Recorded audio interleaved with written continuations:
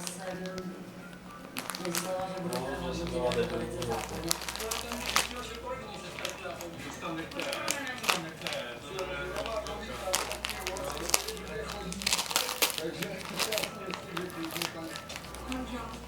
Posledních sil byl některý. Teď jsem z posledních sil, tak OK, dostaneme asi přátelský výběr. Já se bojím měkky Krampala, já se strašně bojím měkky Krampala, kterou tlačí noty.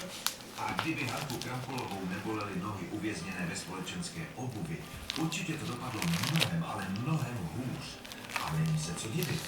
Byl to vlastně pokus o atentát.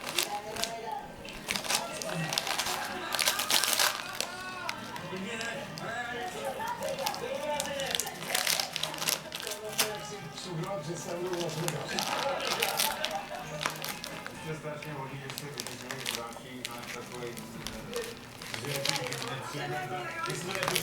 máte některý boty, kterým se tam nedá pochodit. My jsme vlastně vypejkali z toho celý večer. Takže tohle to bylo minimálně třetí vejpeček v země. A řekli jsme si teda, že najednou jsme byli trochu malou dušičku, jestli už tu toleranci jako nepřepínám.